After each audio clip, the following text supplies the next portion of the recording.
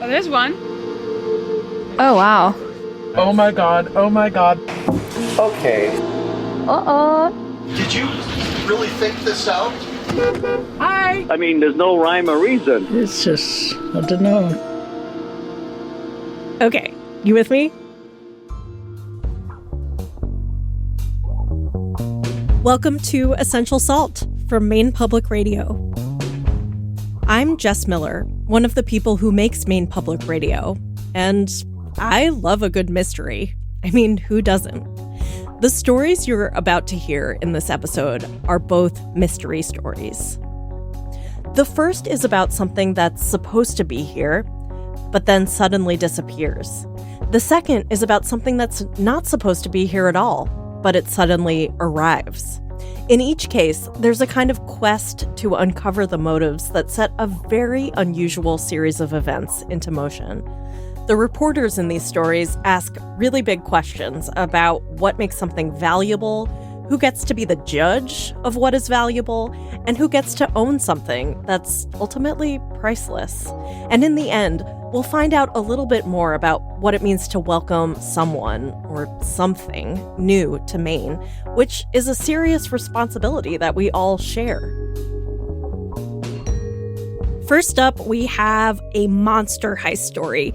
Natalie Gregory explains that back in 2013, a huge robbery had police and maybe even the people who perpetrated the robbery doing a kind of double take. This is Why Oh Wyeth, Natalie's piece from 2020.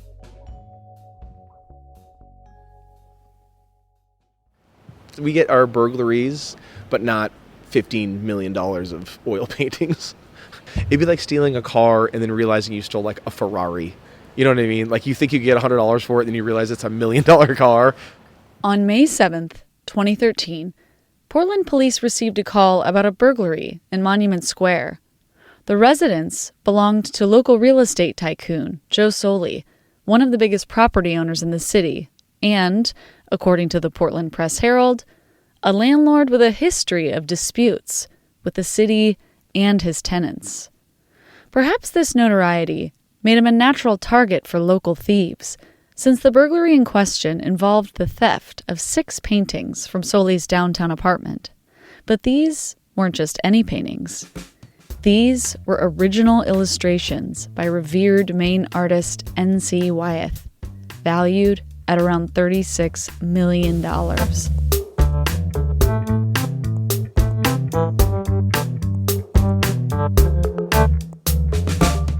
According to Lieutenant Nick Goodman, there was one officer in particular that was suited for the case. Detective Gorham, she's a rock star. So she got assigned the case. We're like, oh, she'll find him. She finds everything. Detective Kelly Gorham has been with the Portland police for nearly 20 years. She's tallish, with curly brown hair, and total badass energy. A lot of people say I'm tenacious, and I'm like, yeah, like I'm a pit bull, a bloodhound. You're going to just work until you find it. And this was exciting. You're like, I have no idea about art, but as soon as you tell me 36 million, I'm going to educate myself. Detective Gorham had just finished her shift when the call came in. I had just left the office. So I remember getting called back in, and McGarry, our sergeant at the time, was just like, Kelly, this is going to be your case. So what were these famed paintings? And who is N.C. Wyeth, you might be wondering? Newell Converse Wyeth was one prolific dude. In the early 1900s, his work appeared in Harper's Magazine, and he also illustrated Coca-Cola posters. But he was probably best known for his work in Scribner's classic books like Treasure Island and Robin Hood. Anyway, Detective Gorham walked me through her initial thoughts when the first few officers arrived on the scene. I mean, there's no signs of forced entry. Okay, there's a little shimmy in the window. You could have popped in here, but we're thinking to get those huge paintings out the back, it was nearly impossible. So we were thinking somebody had to know somebody to let somebody in. So no break-in. And according to the police report, Joe Soley stated that besides himself, only 2 other people had master keys to the building, his grandson and a maintenance worker. And to carry these paintings out, we said that it would take some strength, and you would need one of those transportation vans, so to speak. You're not going to throw them in the back of a car seat. But you know what's not unusual? Deliveries are made there all the time. People bring all sorts of vehicles up there to make deliveries to all the businesses right there. Detective Gorham started telling me about some peripheral criminal activity happening down in Oldport, Portland's touristy historic district, not far from Soley's apartment. She also mentioned a colorful character named Paul Matarisi, who was suspected of knowing about the art. Matarisi was bad news, like a big criminal from down in Boston. And he was up here in his velour sweatsuit, and he was doing the same thing. They were all slinging drugs. So who was the mastermind? And was there some larger criminal outfit at play? You don't know who's the one that said, like, there's paintings up there. Matarisi, he goes home and shoots his mouth off in Boston, and, mafia still exists, right? Old school somewhere. Certain people were implicated, including Paul Matarisi and George Noonan, Joe Soley's maintenance manager. Noonan had a history of felony drug charges, but there was no concrete proof that linked him or Matarisi directly to the theft.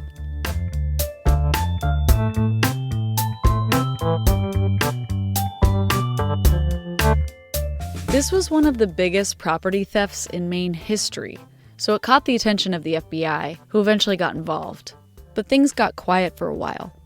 For her part, Detective Gorham wrote up a report detailing the paintings and the theft, and sent it out to federal, state, and local law enforcement. But what really compelled thieves to steal Joe Soley's prized paintings? Just money? Or was it some art-loving mob boss down in Boston?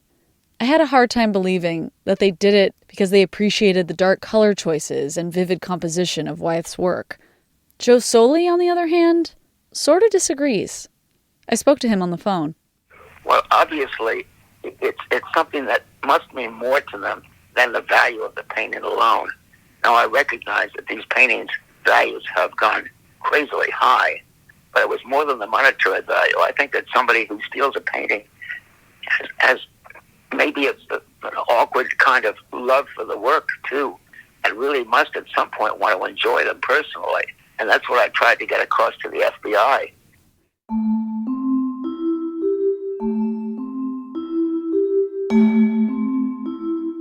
I asked Joe which of the stolen paintings was his favorite. He didn't hesitate. Probably Encounter at Freshwater Cliff. That was part of Treasure Island. The Encounter on Freshwater Cliff, like a few of N.C. Wyeth's paintings, is both violent and enchanting, all at the same time. It's full of shadows and depicts a very menacing scene. Well, it's pretty grueling, but it shows a guy bent over the edge of the cliff with the falls below, and he's about to thrust a long sword right into this other guy's gullet. He's also knocked out another guy that you can see on the sideline. He would capture what was going on in those books so dramatically that it just drew me into his work. I asked Detective Gorham about what these thieves were potentially after. Was it money, or was it pure enjoyment, some sentimental value? They stole it, right? Did they steal it for someone down in Boston that wanted the art and they really loved it and wanted it on their walls? Or, the other part is they stole it, somebody that was maybe not the higher-ups of this chain of drugs and money and laundering or whatever, and then they go out and sell it. It's so crazy to theorize both ways because it could be both. In other words, we still don't really know. But one thing is for sure, the value of art is up for interpretation. Its value is only as much as, like, in the eye of the beholder, right? For you and I, well, I didn't find it, like, this fascinating art, right? I was kind of like, wow, that's dark and that's kind of morbid. But Mr. Soley Joe, he's like, that's art. In the end, all 6 paintings were recovered. Detective Gorham's original report actually helped track some of them down. In November of 2014, a Texas trooper pulled over a Mercedes. The driver was let go, but not before the trooper noticed paintings in the back of the car. The FBI then traced the Mercedes to Southern California. 4 of the 6 stolen paintings were found in a pawn shop in Beverly Hills. The other 2 paintings were recovered a year later, anonymously returned to a retired FBI agent in Boston. One of those returned paintings was none other than the Encounter on Freshwater Cliff.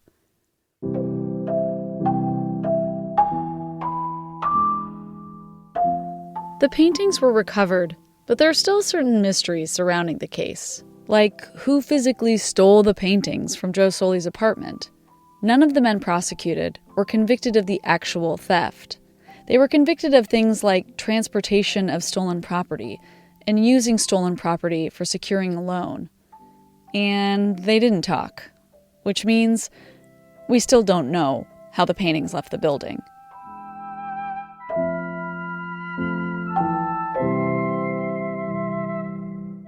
Before returning back to Joe Soli, the paintings were celebrated in a special show at the Portland Museum of Art. Oh, it was incredible. We were over 150 people at the museum. We just talked and gathered with the paintings all around on the walls. And it was a real jubilant, wonderful thing. And I really feel that we are just so lucky to have some of this work. I like to think Wyeth would be proud that his paintings inspired such drama, the epitome of life imitating art.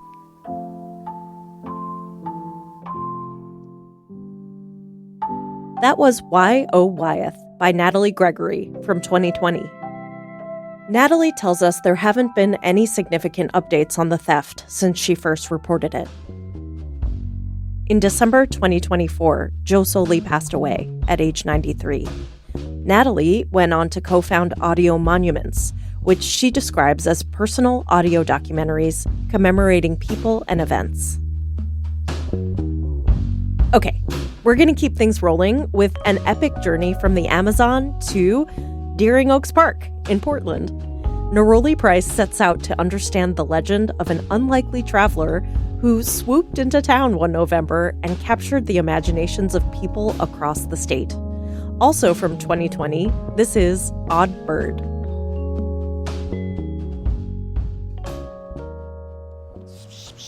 I'm going to do a thing called pishing, P-I-S-H-I-N-G, which is imitating an alarm call that some birds do.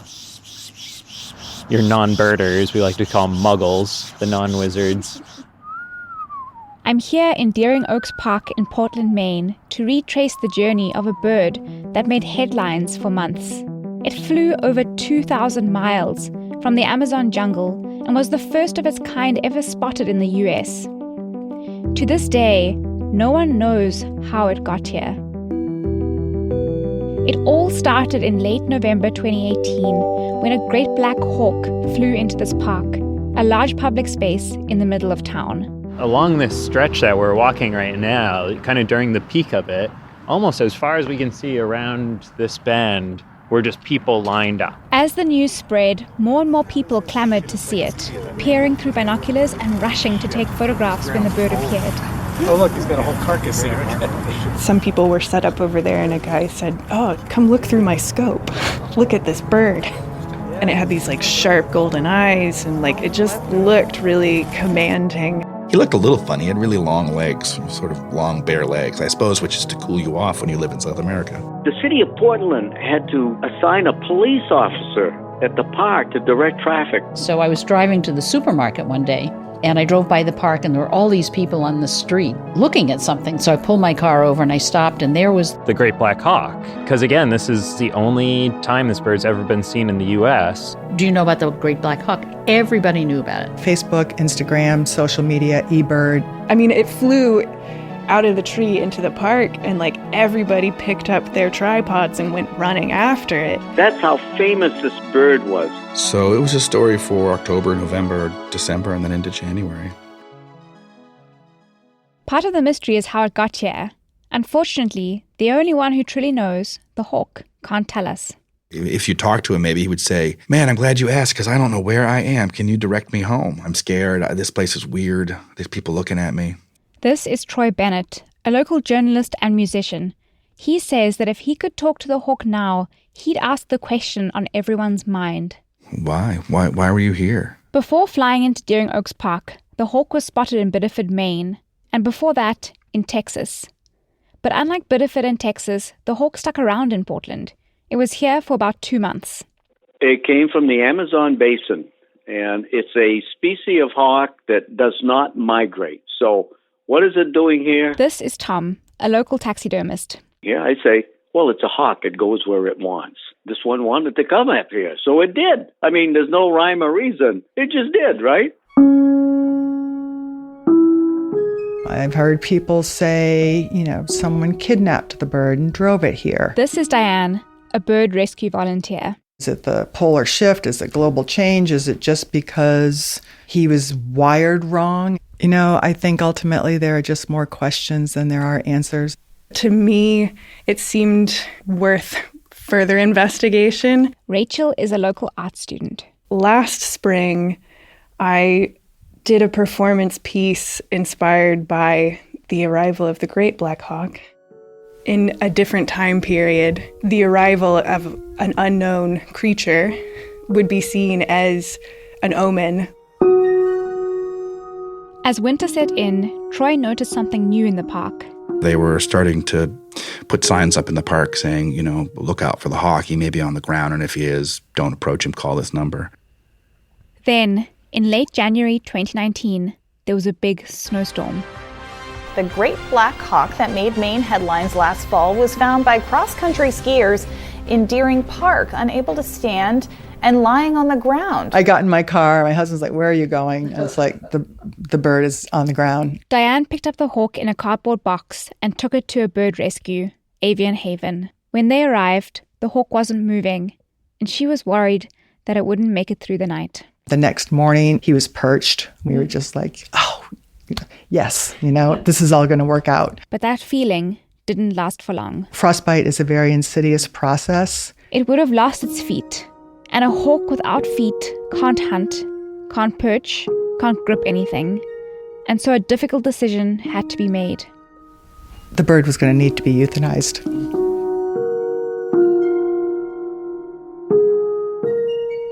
I got up one morning, and the news was that he had passed away.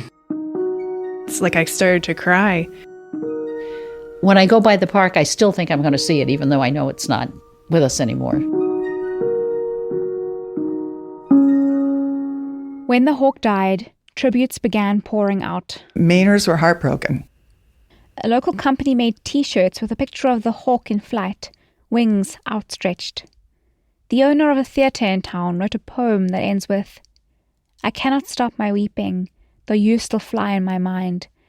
I'll never know why you chose the snow, leaving paradise behind." Troy picked up his banjo and wrote a song in memory of the hawk. You're the hawk that flew the wrong way. You came and decided to stay. Oh, but how were you to know about the winter's bitter cold? You're the hawk that flew the wrong way. It lived in Maine. Why was it here? Who knows? Only the hawk knows. However, if it stayed here, it was happy here. It died here. It should remain here. And it should remain here and go in the museum so the people of Maine and around the country can come see it at any time they want. After the hawk died, a decision was made to have it taxidermied and put on display at the Maine State Museum. For Tom Barabee, it was a great honor to be chosen for this task. I said that I was more than interested. I would do it for free for the state of Maine and the people of Maine. This is when I found out about the hawk. Everything else up until this point had happened before I arrived in Portland.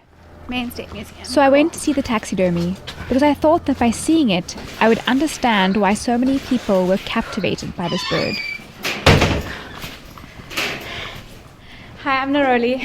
Nice to meet you. Dr. Paula Work. I am the curator of systematic collections for the Maine State Museum. I'm just glad we could make it work. We're going up to the fourth floor. Thank you. This is like the back room. This is the storage area. We're going to go straight. This is the registrar's area. Have you already had requests? Oh yeah, people calling on the phone. Is it out yet? Do you have it yet? Oh, wow. What do you think? Honestly, it's smaller than I thought. Yes. It looms so large, and I feel like I thought it would be much larger. We all know stories of the Mona Lisa, that the Mona Lisa grows in your mind. And then if you get to see it in public, in the public viewing space, it's quite small. It's that same sort of dynamic, I think, that's happening with this bird. Leaving the museum, I felt like I was beginning to understand, but I still didn't quite get it. The taxidermy is not the only way the hawk will live on. Bird rescue volunteer Diane Davison teamed up with the Friends of Deering Oaks Park to raise $28,000 for a life-size bronze statue of the hawk. People give from the heart in most cases, and this bird got to many people's hearts. If all goes according to plan, the statue will be up in the park by summer. Right now, there's only one other statue in Deering Oaks Park, a Spanish war veteran. The day after I wrote the song, a little shrine appeared on the bridge in the park. There were little paintings and some votive candles burning. And Paintings of the hawk? yeah, or of a phoenix, I think it was. Because the symbol of Portland is the phoenix, and our motto is Resurgam, because Portland burned down 3 times. Oh, I didn't know that. And then it has been rebuilt 3 times. The day after the hawk died, Troy got a text inviting him to join a gathering at the shrine. Tomorrow is like Easter morning, and we have a great black phoenix myth that will be born. Join us? They invited me to join this secret Black Hawk Society. What is it called? They were called Cult of the Hawk. Oh, there's a phone number here, too. Maybe I'll give you the phone number. Hi, I'm looking to speak to someone from the Cult of the Hawk. But it was that guy, Nick Kaufman, who contacted me. And I tried to contact him through Twitter. He hasn't gotten back to me, so. Hello. Hi, is this Nick? After a few weeks, I managed to get hold of Nick. So when the news came about the hawk dying, this would be when the cult would go into jubilation about the prophecy finally coming to pass. The hawk is back, and he's in a museum. It turns out that's the resurrection? Could be, if you look at it right. Nick had lots of plans for the Cult of the Hawk. A yearly festival, a stage play, and even a Pokemon Go / Great Black Hawk mashup. But in the end, besides the shrine, the Cult of the Hawk mostly lived online as a Facebook page and Twitter handle. Whether online or offline, for Nick and many others, the Great Black Hawk brought people together. It sort of bonded everybody in a way. Definitely like a mascot, like a real mascot that you would protect. For some, the hawk was an omen of our changing climate. For others, an adventurer forging a new path. For me, it was a chance to connect with the people of Portland. And now I think I get it. It feels like this is such a small story in some ways, but it also links to such a big, what you're saying is this big human need for meaning and symbols and... Oh, absolutely. Absolutely, yeah. The Great Black Hawk became a symbol, something for people to take up and rally around, even if they were doing it for different reasons. That is what great mascots do. Hear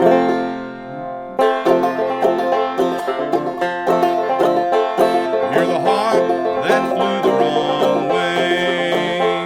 You came and decided to stay. That was Odd Bird, produced by Neroli Price in 2020. It was edited by Livia Brock, featuring music from Troy Bennett, Rachel York, and Chad Crouch. If you would like to pay your respects to the Great Black Hawk yourself, you can actually visit the statue in Portland's Deering Oaks Park, or keep an eye out for updates from the Maine State Museum in Augusta, because the Great Black Hawk will be on display when the museum reopens after a couple of renovations.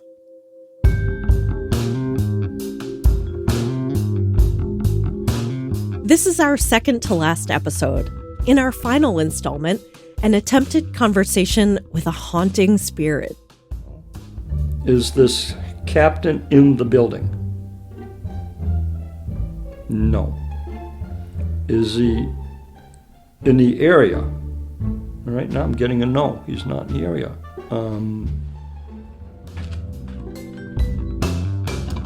And also a love letter to the many ordinary sounds that become comforting presences in our lives. Thank you so much for listening.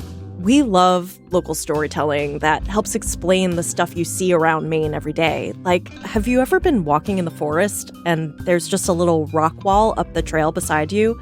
Well, we have a video about the history of those little walls. Head to mainepublic.org/storytelling to check out some of our favorite recent pieces.